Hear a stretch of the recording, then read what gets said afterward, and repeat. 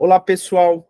Eu sou o professor Atílio, vocês me procuraram sobre orientações, uma feira de profissões, sobre o que é médico veterinário, o que é ser médico veterinário. Fizeram uma série de perguntas e eu vou esclarecer diversas delas e outros pontos que não foram abordados, porque muitas vezes eu percebo que as pessoas não têm, de fato, conhecimento da abrangência da medicina veterinária. Ela é muito mais do que a clínica. A clínica é um pequeno segmento da medicina.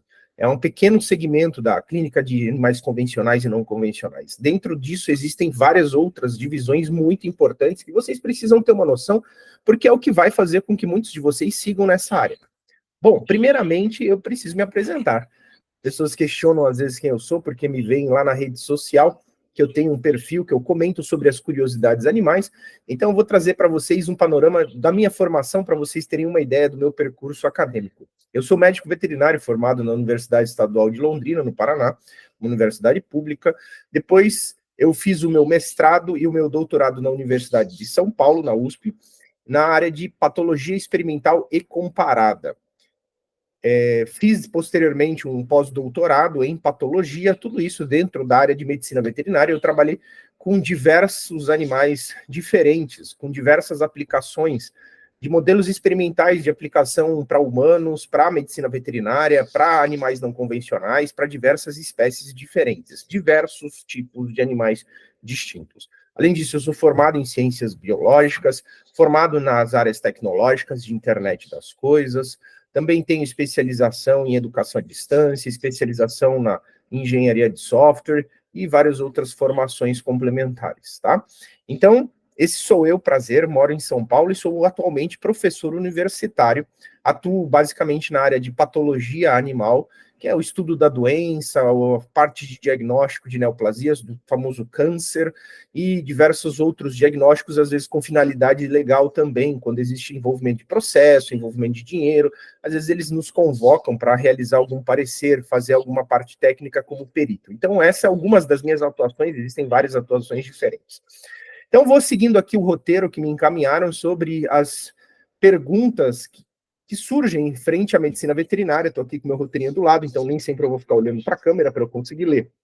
A primeira pergunta é: qual área profissional de medicina veterinária você atua no momento? Eu atuo basicamente hoje com patologia animal. Patologia é o estudo da doença, a compreensão da doença. Patologia é uma das principais disciplinas em qualquer curso de medicina, porque sem entender a doença você não trata nada e nem ninguém.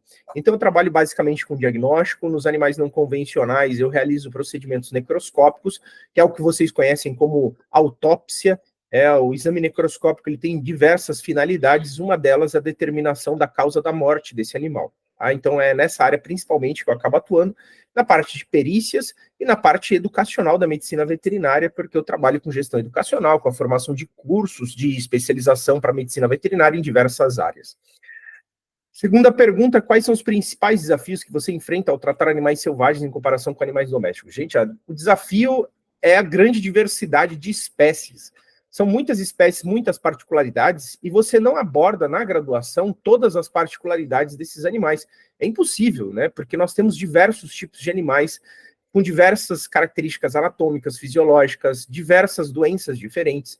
Então, o grande desafio de tratar esses animais é ter conhecimento suficiente para conseguir abarcar todas essas espécies, que, obviamente, nós não... impossível, né? De forma que uma pessoa saiba todas as especialidades, ela consiga atuar sabendo todas as doenças. Por isso que existem hoje algumas especializações, justamente para conseguir fechar num conjunto de médicos veterinários o tratamento de determinada doença ou de determinado animal.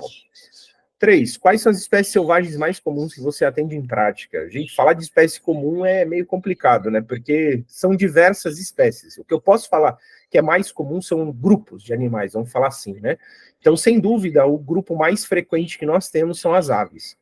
Sem sombra de dúvida, na maioria dos lugares, aves, porque as aves se chocam com vidros, sofrem diversas doenças, são desafiadas por diversos agentes ambientais, né? Seguido aí dos mamíferos, atropelamentos diversos, acidentes diversos, às vezes animais em extinção. Nós vamos ver que também os répteis, eles aparecem com bastante frequência, mas às vezes o tipo de socorro que realizam para os répteis acaba sendo um pouquinho diferente que eles desprendem para os outros animais, e às vezes esses animais eles não ficam tão expostos. Então, sem dúvida, os répteis em primeiro lugar, depois os mamíferos. Mas, gente, varia, tem de tudo que vocês imaginarem, coisas que vocês acham que só aparecem na televisão, às vezes existe do lado da casa de vocês e a gente acaba atendendo ou recebendo esse tipo de animal. Quarta pergunta, como é o processo de diagnóstico de animais selvagens, considerando que eles não podem expressar sintomas como os animais domésticos? Entendam que todos os animais, todos, sem exceção, eles exibem sinais clínicos. Nós não falamos sintomas porque os sintomas é aquilo que a gente sente, né? Então o animal, ele expressa sinais que indicam alterações clínicas, problemas relacionados à saúde dele. Então, não interessa se isso é um animal selvagem, se isso é um animal doméstico, se é um animal domesticado, todos eles expressam de alguma forma. O que vocês acham, às vezes, que esse animal doméstico, ele expressa mais, com mais clareza, esses sinais clínicos, é porque vocês convivem com eles há mais tempo e vocês compreendem mais eles. Então, quando vocês veem uma alteração no padrão comportamental, vocês já conhecem o que é o padrão comportamental saudável e vocês compreendem que eles não estão bem. Mas, se você estudar bem o comportamento desses animais no ambiente selvagem, estudar bem o comportamento durante as fases doentias, né, durante a expressão de uma doença, vocês vão compreender também que eles têm a mesma expressão, né, particular, mas têm a mesma expressão. E agora veja, por exemplo, quando você fala animal doméstico, nós temos uma gama gigantesca. Por exemplo, o bovino é um animal doméstico, o boi é um animal doméstico. O coelho é um animal doméstico, a galinha é um animal doméstico. Aí a pergunta que eu deixo, vocês olhando uma galinha, um boi, um cavalo, esses animais, vocês identificam de fato todas as expressões clínicas associadas a doenças nesses animais? Então vocês compreendem que depende de um estudo aprofundado, né? Então, e muitas vezes as pessoas às vezes acreditam que existe uma doença, existe um problema, mas não tem. Ou, por exemplo, supõem que existem doenças que de fato não existem. Daí a grande complexidade do que é a medicina veterinária é a compreensão das diferentes doenças. Quinta, quais as principais doenças que vocês encontram em animais selvagens? Principais doenças? Depende da região, depende de quem você está atendendo. Se você fala que você trabalha com animais não convencionais, pets não convencionais, você está lá numa região de São Paulo que tem um ambiente mais elitizado, você vai atender animais pet, que é ambiente residencial, animal silvestre, exótico, o coelho, porquinho da Índia, o jiboia, o jabuti. Se você fala, eu trabalho com animal selvagem, eu trabalho dentro de um parque, você vai atender o sabiá, você vai atender a garça, você vai atender os animais que estão sofrendo alguma doença, que foram encontrados, que sofreram algum acidente, algo que aconteceu com eles, um atropelamento, por exemplo, resgataram um animal atropelado, resgataram um animal que estava preso em uma casa. Então não tem como a gente falar a principal doença, sendo que nós temos diversos grupos animais com diversas principais doenças, com diversas ocorrências em regiões completamente diferentes, tá? No geral, o que a gente recebe é acidente. Desculpa, então cortou aqui o áudio, vamos seguindo, né? Então, o que vocês veem, principalmente, doenças infecciosas e os acidentes, né? Depende da região. Então, aqui em São Paulo, por exemplo, tem muito acidente. Os animais são encontrados, às vezes, machucados em alguma residência. Linha de pipa, por exemplo, machuca muito animal. Aqui tem muita pipa. Pipa é uma coisa horrível para as aves, é uma prática, empinar pipa, né? É uma prática muito ruim para o meio ambiente, né? Para os animais. Então, depende dos hábitos daquela região, daquela cidade, das diferentes regiões, tá? Como você realiza cirurgias em animais selvagens, principalmente aqueles de grande porte ou perigosos? Da mesma forma que você faz a cirurgia em qualquer outro animal.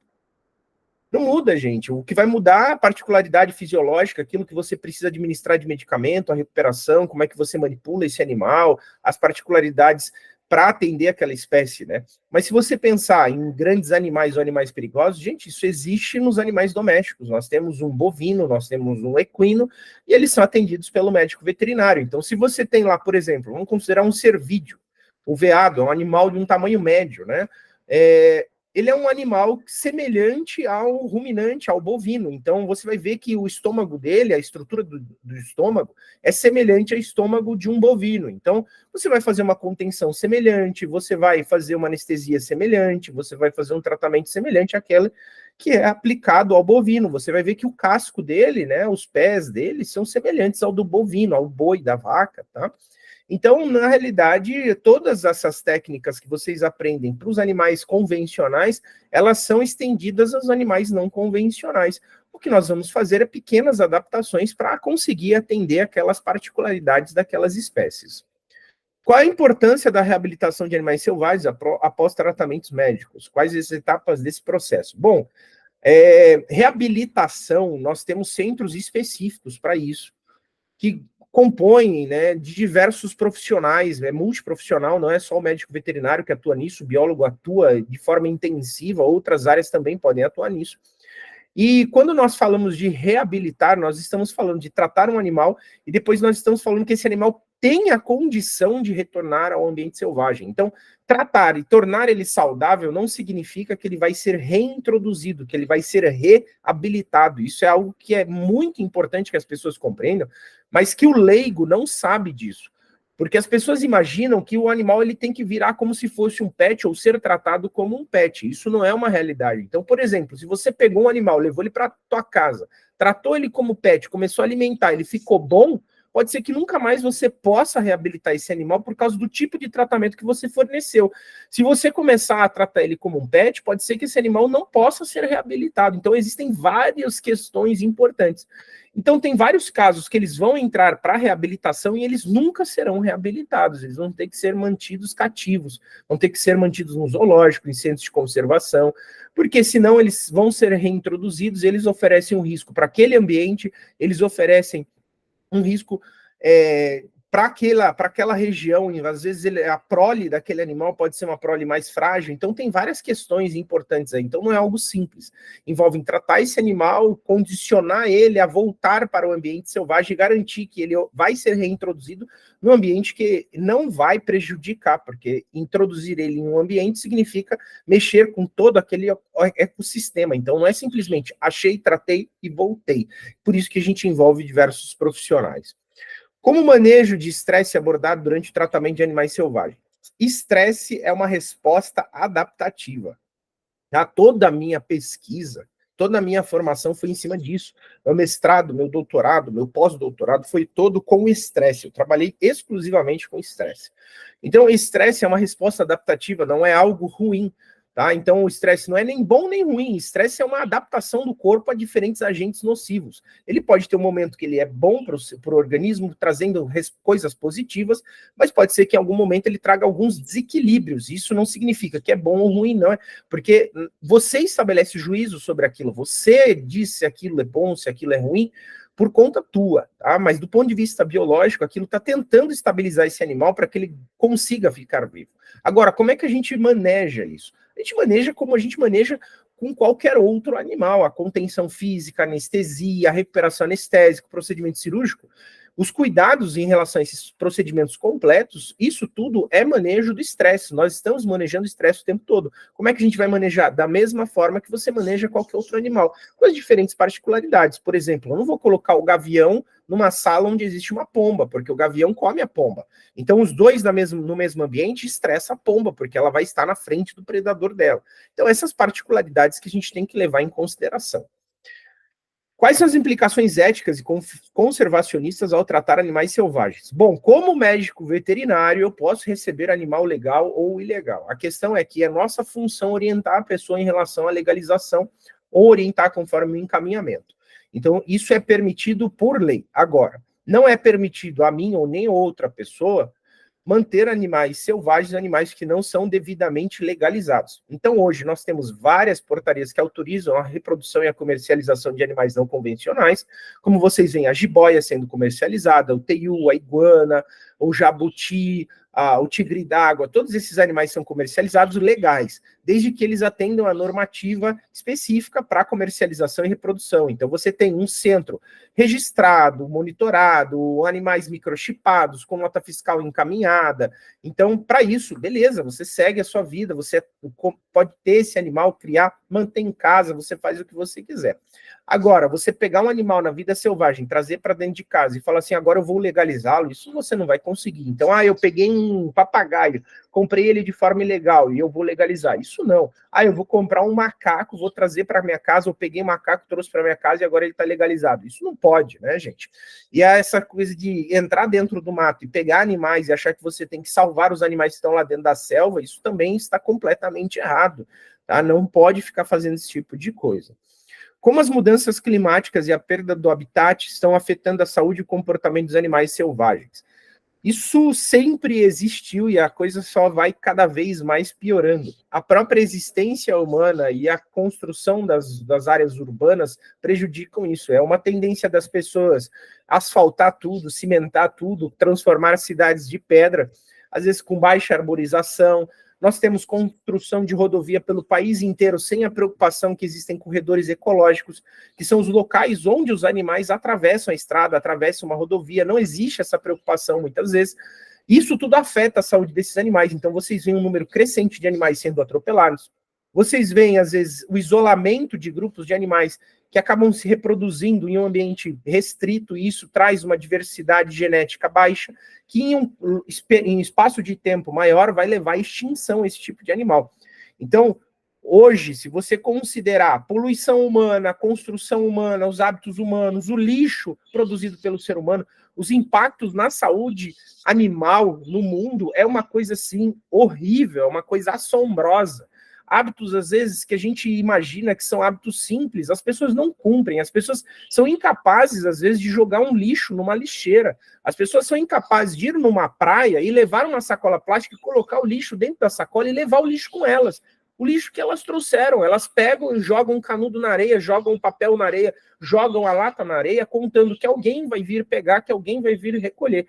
Então, o problema que a gente tem é um problema cultural, é um problema da falta de cuidado que as pessoas têm com elas mesmas e com o meio ambiente.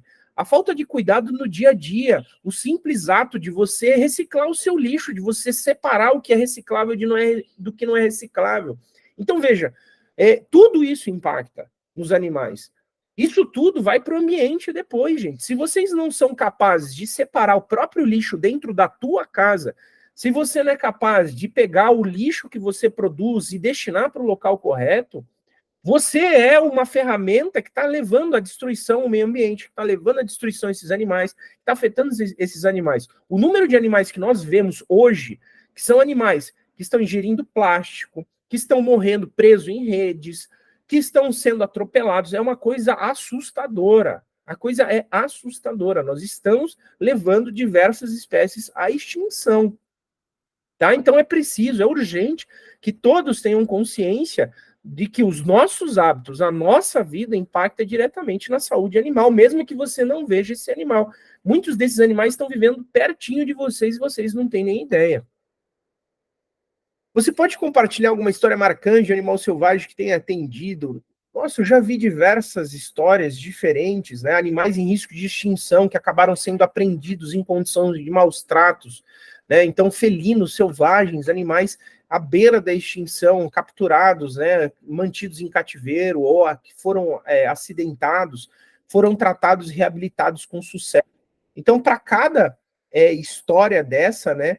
Nós temos uma marca pessoal, né, de sucesso, de alegria. São diversas histórias, né? Felinos selvagens sempre marcam bastante a gente, né? Diversas aves raras. Esses animais em risco de extinção sempre marcam mais a gente, tá? Mas são muitas histórias, para não tornar essa discussão muito ampla e não fugir muito do tópico, vou me restringir a essa explicação genérica. Como é o processo de soltura de animais selvagens após reabilitação? Quais fatores são considerados? Diversos fatores, né? Primeiro, que se esse animal ele tem a condição de viver no ambiente selvagem. Segundo ponto, se ele pode ser reintroduzido naquele ambiente, naquele local. Terceiro ponto, se a reintrodução dele vai ser favorável para aquele ecossistema, para aquele ambiente. Então, nem todo animal que vai ser reabilitado vai ser reintroduzido. Então, isso é uma versão simplificada da tomada de decisão para a reabilitação de um animal. É algo bem mais complexo do que isso, que às vezes exige um estudo específico, bem detalhado, e para cada tipo de animal existem critérios específicos para saber se ele pode ou não ser reabilitado. Como você colabora com outros profissionais, biólogos, ecologistas, na conservação e tratamento de animais selvagens? Todo mundo trabalha junto. Eu sou médico, mas eu sou biólogo também. Então, vocês vão ver que o biólogo, ele volta muito para conservação, para o ambiente, para o manejo, para entendimento comportamental, para entendimento das características daquela espécie.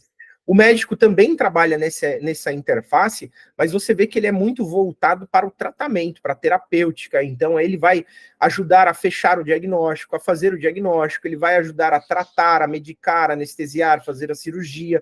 Então, todo mundo acaba trabalhando em conjunto, e essas pessoas todas vão discutir e entender se esse animal pode ser reabilitado, se não pode ser reabilitado. A gente precisa estudar aquele ambiente, ver o impacto das doenças. Então, todo mundo trabalha em conjunto, tá? Quais são as tecnologias ou técnicas emergentes que estão revolucionando a medicina veterinária selvagem? Todas as técnicas emergentes na medicina se estendem aos animais selvagens. Então, todas as tecnologias de monitoramento, então, por exemplo, coisas que nós estamos vendo hoje que está facilitando bastante a gente, a identificação desses animais. Vocês veem lá a identificação de baleia, a identificação de tartarugas marinhas, com identificadores que nós conseguimos visualizar em tempo real, via satélite, por exemplo, né? Então, as tecnologias, no geral, elas têm favorecido bastante esses monitoramentos. Monitorar se existem queimadas, monitorar se existe invasão, as câmeras já integradas para saber se tem caçador entrando escondido, os monitoramentos de temperatura. Existem diversas técnicas hoje que nós conseguimos monitorar melhor a vida selvagem. Por exemplo, monitoramento de água, monitoramento de ar, monitoramento de flora, de fauna e assim por diante, né? Então, tudo isso a gente aplica. Agora, pensando no meio específico, sei lá, cirurgia, por exemplo, nós temos métodos novos para tratamento, nós temos equipamentos novos para tratamento, e a gente consegue ir aprimorando e utilizando da mesma forma que usa no cão e no gato, a gente consegue trazer isso para os animais selvagens e a gente consegue melhorar a vida deles. Que conselhos você daria a alguém que está considerando seguir uma carreira em medicina veterinária de animais selvagens? Eu acho que antes de falar em seguir carreira em medicina de animais selvagens, o que é crucial é que vocês entendam o que é medicina veterinária. E medicina veterinária não é somente clínica, é isso que a gente tem que entender. E vocês têm que ir para a medicina veterinária de cabeça aberta, entender que às vezes você não conheceu toda aquela área e talvez exista uma área, um foco de atuação que você nem se deu conta, e que talvez essa área vai ser a sua área, e mesmo que você goste de animais selvagens, pode ser que você se encontre em outro momento, em outra área, numa área que você nem sabia que existia. Então, por exemplo, tudo bem, você tem a parte de medicina de animais selvagens, tem a parte de medicina de pequenos animais, mas entenda, você pode trabalhar, por exemplo, com inspeção de produtos de origem animal. Para garantir que vocês tenham um alimento saudável, tem que ter um veterinário por trás fazendo a inspeção disso, da carne, dos ovos, do mel. Tudo isso é produto de origem animal. O veterinário está por trás de tudo isso. Para garantir a saúde humana, nós precisamos garantir a saúde animal também. Então, existe aquela pessoa que trabalha com doenças infecciosas, controlando doenças no ambiente selvagem, controlando doenças em rebanhos. Existe aquele médico veterinário inserido na saúde da família, porque uma doença que acomete um cão pode eventualmente acometer o ser humano. Então, nós precisamos monitorar isso. Então, vocês veem o Centro de Controle de Zoonoses. Então, tem as pessoas que atuam com zoonoses, com controle populacional, que trabalham com animais errantes. Existem aquelas pessoas que são especializadas. Eu trabalho somente com gastroenterologia de pequenos animais. Tem aquele que trabalha somente com reprodução de bovinos, só com reprodução de equinos. Tem aquele outro que trabalha só com odontologia de equinos, por exemplo. Então, vocês vão ver que falar de medicina veterinária, a área de atuação médica veterinária é imensa, mas imensa mesmo, é muito, muito grande. Se você imagina que medicina veterinária é tratamento clínico e cirúrgico de cachorro e gato, boi e vaca, a sua visão ainda é muito restrita do que é ser médico veterinário. Você vai ver que a área de atuação é muito, mas muito, muito, muito ampla. Então, a dica que eu dou para vocês é: mantenham a mente de vocês aberta. Primeiro, se formem generalistas. Pensem que vocês vão entrar num curso de medicina veterinária para aprender medicina veterinária. Vocês não entram num curso de veterinária para aprender medicina veterinária de animais selvagens. Depois de você se formar generalista, você vê que durante essa jornada realmente é isso que você quer, aí você pensa na especialização. Não existe nada tão prejudicial para o indivíduo quanto a ideia de entrar num curso de graduação e já achar que ele tem que ser especializado dentro do curso de graduação no primeiro ano. Esses alunos que têm esse tipo de trajeto, isso é algo que eu reforço muito na graduação, eles sepultam toda a diversidade de conhecimento, de atuação que eles podem ter na vida deles, né? Eles fecham caminhos na vida deles que às vezes eles nem saberiam que poderiam ter trazido conforto, trazido alegria e sucesso na vida profissional e pessoal dessas pessoas. Então, cuidado com os rótulos, cuidado com aquilo que vocês veem na internet, que vocês acham que realmente a vida é daquele jeito. Na internet existem muitas informações falsas, existem muitas veiculações de imagens que não correspondem ao que é o correto de atuação do veterinário, atuação do biólogo. Cuidado que as pessoas hoje, elas pegam uma câmera, elas gravam um vídeo, elas comentam algo de que elas nem têm conhecimento, elas colocaram no Google, viram lá no Wikipedia a informação e saem falando na internet e inserem diversos equívocos que muitos de vocês depois vão assumir como se fossem verdades associadas à medicina veterinária, biologia e áreas afins. Tá? Então, entrem de coração aberto na medicina veterinária, se esforcem, estudem, entendam que o ensino básico, o ensino que vocês estão cursando, ele é essencial para um sucesso na graduação. Não achem que disciplinas que vocês estão tendo são dispensáveis, filosofia, história, geografia. Bom, pessoal, infelizmente eu tive um problema de conexão, acabou desconectando, encerrou a minha fala inicial, onde eu estava explicando no final a importância sobre as diferentes disciplinas aplicadas à construção da graduação, as disciplinas básicas que vocês estão tendo no ensino médio, a relevância que isso tem, até aquelas que vocês acreditam que não têm relevância, na realidade existem de forma incondicional dentro da formação de vocês ao longo de todo o curso de medicina veterinária e posteriormente. Deixo meus agradecimentos, obrigado pelo convite, espero que eu tenha esclarecido diversos pontos ou tenha aberto diversos questionamentos que deverão ser respondidos por vocês durante a vivência, que possam tomar a decisão de seguir para aquela profissão que vocês querem abraçar com firmeza, com tranquilidade. Saiba que inicia um novo desafio da sua vida, mas que cada momento novo que nós temos sempre vai ser um novo desafio. A dificuldade de entrar na faculdade, a dificuldade de sair da faculdade, a dificuldade de conseguir novas coisas é constante. Isso é a batalha da nossa vida, esse é o nosso esforço. Desejo tudo de melhor para vocês. Caso vocês precisem de alguma coisa, fiquem à vontade. Podem me seguir nas redes sociais, me procurar como Prof. Atílio.